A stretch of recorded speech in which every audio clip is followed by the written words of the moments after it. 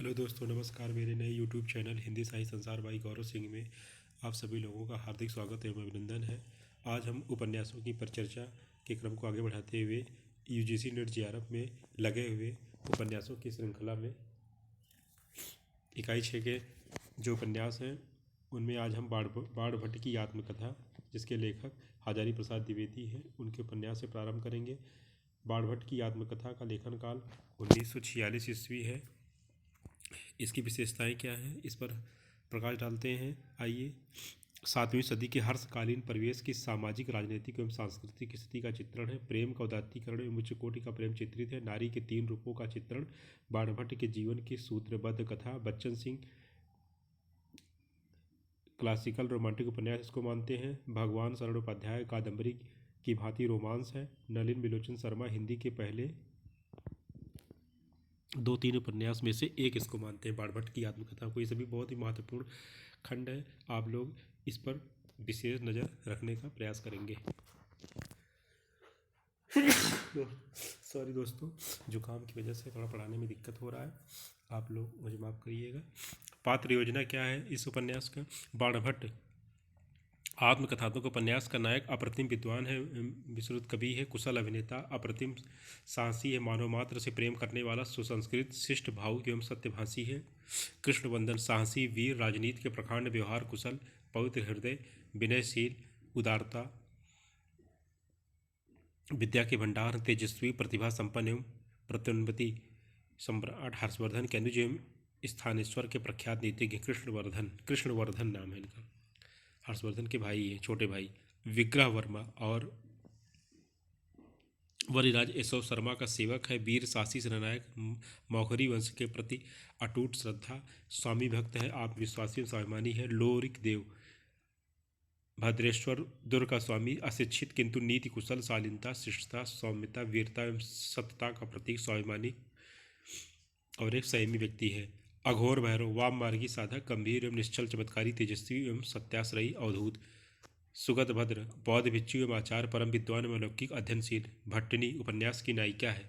बाण भट्ट की प्रेमिका, द्वैपुत्र तुअर मिलिंद की अपहर्ता कन्या, कोमल, मधुर एवं उदार हृदय, भगवान महावराह की उपासिका, अतृप्त प्रेम की साधिका है, करुणा एवं निराशा की मूर्ति है। निपुणिका उपन्यास की प्रधान पात्र बाण भट्ट की प्रेमिका, अभाग्नि किंतु उत्सर्गमयी, बाल विधवा, कुशल अभिनेत्री एवं राजकुल की परिचारिका, अशिक्षिता किंतु अथाह हृदय और प्रत्युन्नति वाली है।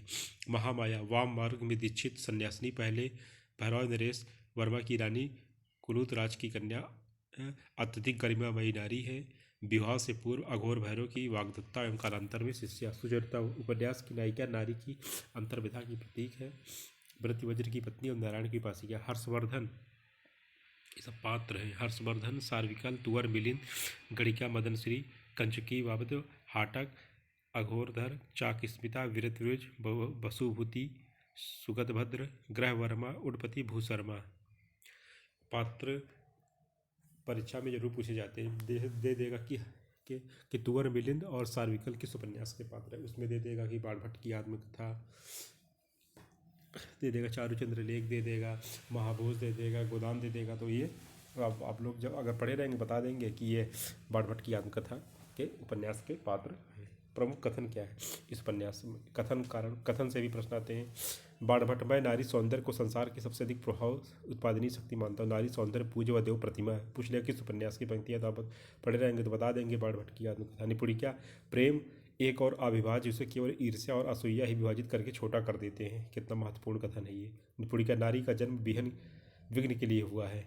निपुणिका, क्या स्त्री होना मेरे सारे अनर्थों की जड़ नहीं है? निपुणिका, नारी के का जन्म पाकर केवल लांछना पाना ही सार नहीं है। निपुणिका, नारी आनंद भोग के लिए वह पुरुष की वासना की तृप्ति है। बाण भट्ट, हाय या विजय करके जिसको पाया था, आज उसे अभिनय करके ही खो दिया। महामाया, नारी इन तपस्या संसार की भद्दी मूल है। महामाया, जहाँ कहीं भी अपने आप को उत्सर्ग करने की, अपने आप को खपा देने की भावना प्रधान है, वही नारी है। बाण भट्ट, नारी देव व स्पर्श मणि है, जो प्रत्येक ईंट पत्थर को सोना बना देती है। तमस उपन्यास, ये विभाजन की विभीषिका पर आधारित उपन्यास है। इसके लेखक भीष्म साहनी है। रचना वर्ष 1973 है। सम्मान 1975 में इसको साहित्य अकादमी सम्मान मिला। तमस से आशय, तमस मतलब अंधकार। भाग 2 खंड, प्रथम खंड 13 प्रकरण है, द्वितीय खंड 8 प्रकरण, कुल 21 प्रकरण है। फिल्म 1986 गोविंद निलानी द्वारा, 1988 दूरदर्शन धारावाहिक गोविंद निलानी द्वारा प्रस्तुत किया गया। विषय: मार्च अप्रैल 1947 में लाहौर के निकट स्थित नूरपुर तहसील के गांव की 5 दिवस की कथा है। यथार्थवाद का इस उपन्यास में चित्रण किया गया है। अंग्रेजों की फूट डालो राज करो की नीति का उद्घाटन इस उपन्यास में किया गया है। सांप्रदायिक तनाव से उत्पन्न तमस का चित्रण है। राजनीतिक से भ्रष्टाचार का चित्रण, देश की आर्थिक दुर्व्यवस्था का चित्रण, सामाजिक अंधविश्वासों का चित्रण इस उपन्यास में किया गया है। घटना प्रधान उपन्यास, अतः नायक नहीं है इसमें। व्यक्ति के भीतर स्थित धार्मिक कट्टरता एवं राष्ट्र के लिए उसका दुष्परिणाम चित्रित है। धार्मिक कट्टरता की आड़ में गुम होती मनुष्यता का चित्रण किया गया। पात्र: नत्थू, मजदूर, निर्धन और मेहनत कश चमत्कार, हीन भावनाओं का शिकार, पत्नी प्रेमी, धर्मभीरू। उपन्यास का नायक माने जाने योग्य पात्र है। मुराद अली सांप्रदायिक तनाव बढ़ाने वाला, स्वार्थी एवं कुटिल चरित्र संपन्न व्यक्ति है। रिचर्ड अंग्रेजी शासन का नुमाइंदा, इतिहास का देता, सुस्त, स्वार्थी, आंग्ल नीतियों का पोषक, प्रशासक, पत्नी प्रेमी किंतु प्रेम के प्रति रूखा व्यक्ति, व्यवहार कुशल। लाला लक्ष्मी नारायण हिंदू महासभा का कार्यकर्ता, सांप्रदायिक भावनाओं से मुक्त, स्वार्थी एवं कुटिल व्यक्ति। रणवीर लक्ष्मी नारायण का पुत्र, सांप्रदायिक तनाव बढ़ाने वाले युवक संघ का प्रमुख कार्यकर्ता, मन से कोमल, सचरित किंतु ढेड़वती प्रकृति बस हिंसा पर उतारू है। हरनाम सिंह ग्रामीण सिंह, उदार, सचरित किंतु परिस्थितियों में सांप्रदायिकता का भी शिकार हो जाता है। हयात बख्श सांप्रदायिक व्यक्ति और मुस्लिम लीग का कार्यकर्ता है, पाकिस्तान का पचहत्तर। शाहनवाज सच्चा मित्र किंतु हार्दिक रूप से मुस्लिम संप्रदाय की सहानुभूति। देवदत्त सच्चा साम्यवादी, सभी संप्रदायों में सौहार्द बनाने को प्रयत्नशील निस्वार्थ व्यक्ति। रघुनाथ हिंदू मुस्लिम संप्रदाय में एकता का पचहत्तर। शाहनवाज का मित्र किंतु समृद्धि का शिकार, अध्ययनशील बुद्धिजीवी। जर्नैल बाह्य रूप से सनकी कांग्रेसी किंतु सच्ची यथार्थ बात कहने वाला। मेहता भ्रष्ट और स्वार्थी कांग्रेसी कार्यकर्ता। बख्शी स्वार्थी महत्वाकांक्षी कांग्रेस कार्यकर्ता, सांप्रदायिक सौहार्द भाव का पोषक और एकता का पचहत्तर। शंकर लाल युवा कांग्रेसी, बेलाग बात कहने वाला। किशन सिंह सिख संप्रदायवादियों का नेता, उत्तेजक एवं हिंसा में विश्वास रखने वाला व्यक्ति। लीजा रिचर्ड की पत्नी, हीन भावनाओं एवं अकेलेपन की शिकार तरुणी। नत्थू की पत्नी, उदार, कर्तव्यपरायण, पति प्रेमी, सुशीला नारी। बंतो हरनाम सिंह की पत्नी, सांप्रदायिक शिकार की तनाव, ग्रामीण महिला। जसबीर कौर हरनाम सिंह की पुत्री, सांप्रदायिक दंगों की शिकार, साहसी युवती। लक्ष्मी नारायण की पत्नी, पति परायण, पुत्र स्नेह, धर्म भीरु, दंगों से भय त्रस्त, उदार मना एवं ममतामयी नारी। रघुनाथ की पत्नी, उदार हृदया, पति परायणा एवं सीधी सादी नारी। राजो रमजान की माँ, उदार सहृदय एवं दयाशील मुस्लिम नारी। फजलबाई, नानबाई, रोशन लाल, कश्मीरी लाल, अजीज, मास्टर रामदास, देवव्रत, बोधराज, धर्मदेव, हरबर्ट, मौलादाद, मीरदाद, हकीम अब्दुल गनी, खुदा बख्श, सरदार विज्ञान सिंह, करीम खान, एहसान अली, रमजान, इकबाल सिंह, ये सब तमस उपन्यास के प्रमुख पात्र हैं। पात्रों से संबंधित परीक्षाओं में जरूर पूछा जाता है प्रश्न। गोपाल राय के अनुसार तमस उस अंधकार का दूतक है जो आदमी की इंसानियत और संवेदना को ढक लेता है और उसे हैवान बना देता है। अब अगला उपन्यास है हमारा राग दरबारी। यह व्यंग्यात्मक उपन्यास है, सामाजिक व्यवस्था, राजनीतिक व्यवस्था पर। श्रीलाल शुक्ल इसके लेखक है। रचना वर्ष 1968, साहित्य अकादमी पुरस्कार 1969 में इसको प्राप्त हुआ। दूरदर्शन धारावाहिक के रूप में 1986 में इसे प्रस्तुत किया गया। इसके प्रमुख पात्र हैं वैद्य जी, बद्री पहलवान और रूपन बाबू वैद्य जी के बेटे हैं। रंगनाथ शुक्ल जी का प्रतिनिधि पात्र है इसमें जो आता है, और वैद्यनाथ जी का भांजा है।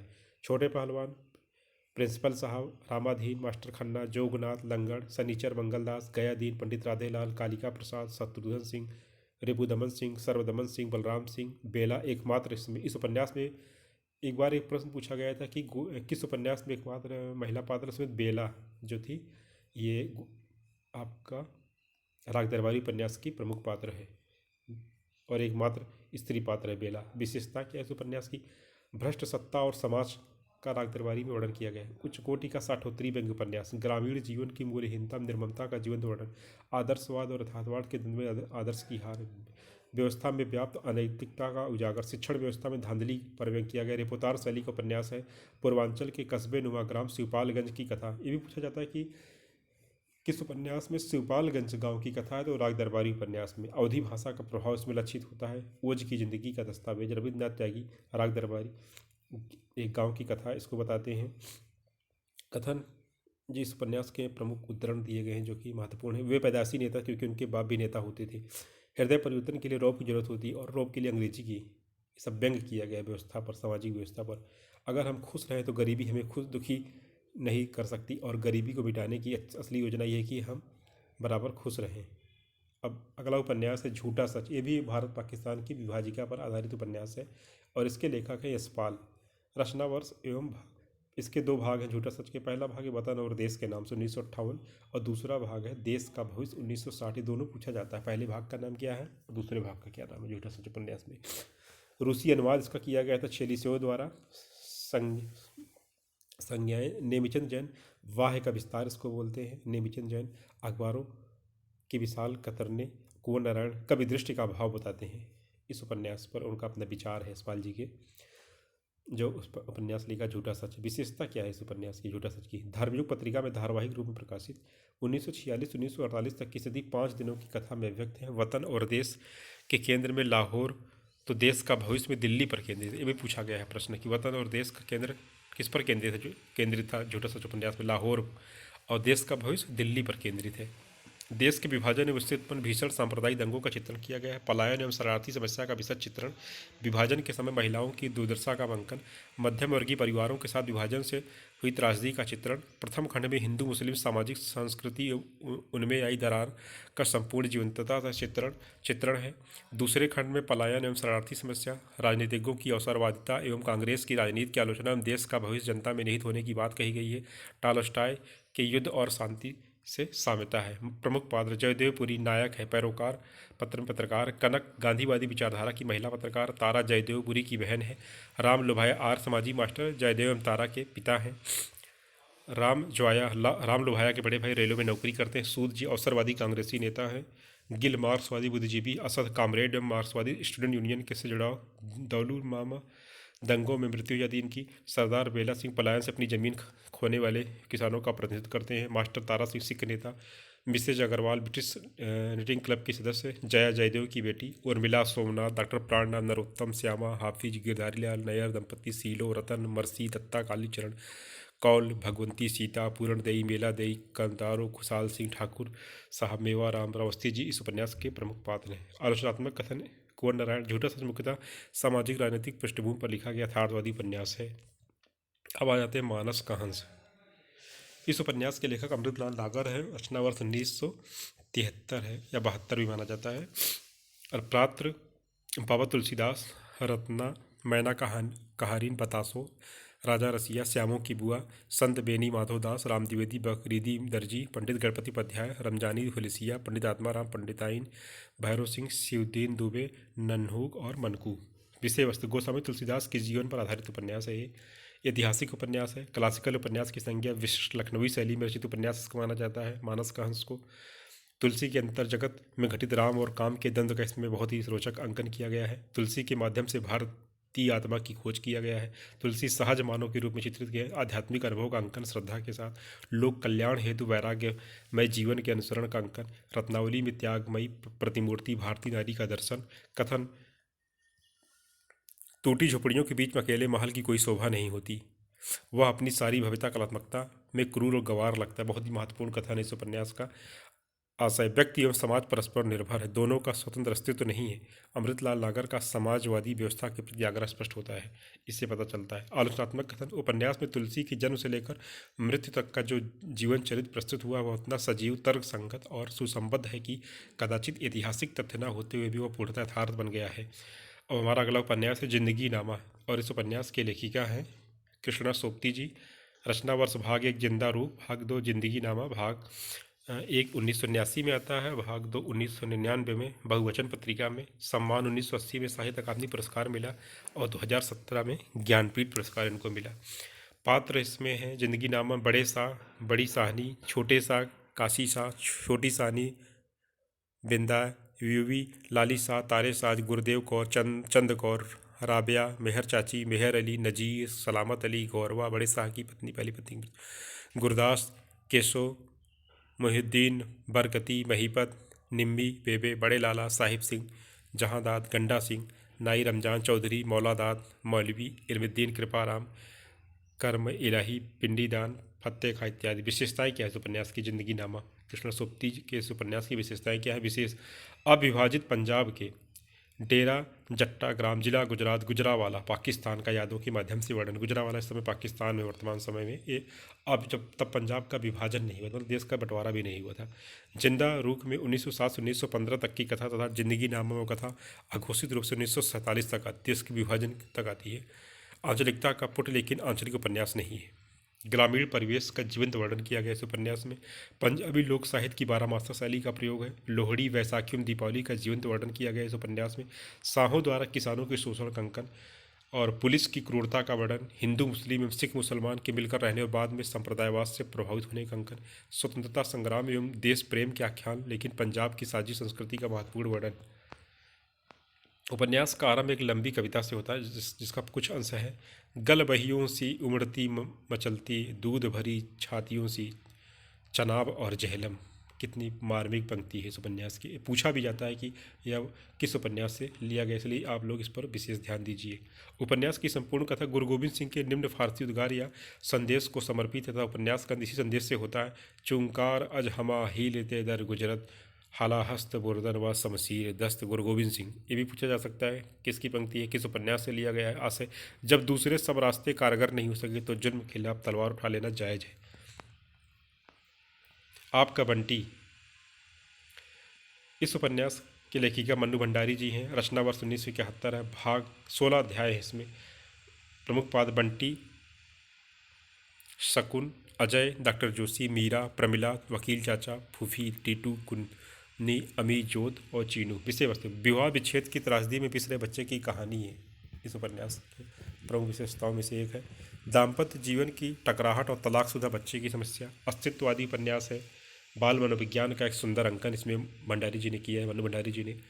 बच्चे की मनस्थिति का विद्रोह, संबंधों का कैसे टूटना है, मानसिक तनाव से बिखरी हुई जिंदगियाँ। स्त्री मन की दशा का अंकन है। आधुनिकीकरण की समस्या, स्त्री पुरुष के अहम में विष रहे बच्चे की कहानी। अब हमारा अगला उपन्यास है धरती धन्ना अपना। लेखक जगदीश चंद्र माथुर। रचना वर्ष 1972। प्रकरण 49 प्रकरण में विभक्त है। पात्र इसके हैं काली, ज्ञानो, प्रतापी, जस्सो, मंगू, चौधरी हरनाम सिंह, छज्जू शाह, निहाली, जीतू, बंतो, प्रीतो, निक्कू, मुंशी शिवराम, पंडित शिवराम, नंद सिंह, हरदेव, लालू पहलवान, कामरेड बिशनदास, कामरेड टहल सिंह महाशय, पादरी अचिंताराम चौधरी, कांता चौधरी, बसंता, धम्म चौधरी इत्यादि। विशेषताएं क्या है। पंजाब के दोआब में स्थित घोड़ेवाहा ग्राम होशियारपुर की कथा है। दलित जीवन की त्रासदी का अंकन है इसमें। पूंजीवादी व्यवस्था द्वारा दलित एवं हरिजनों के शोषण का अंकन है। छुआछूत, जाति व्यवस्था, सामाजिक आर्थिक शोषण का अंकन है। दुखांत उपन्यास है। दोस्तों, आज हिंदी साहित्य नेट JRF की इकाई 6 में समस्त उपन्यासों का संक्षिप्त परिचय मैंने आप सभी के समक्ष प्रस्तुत किया है। आप लोगों को यह वीडियो कैसा लगा कमेंट बॉक्स में ज़रूर बताएं और अपने ज़्यादा से ज़्यादा दोस्तों के साथ इस चैनल को शेयर कीजिए, लाइक कीजिए, सब्सक्राइब करिए। मैं आप सभी का हृदय से अभिनंदन करता हूँ। नमस्कार, धन्यवाद।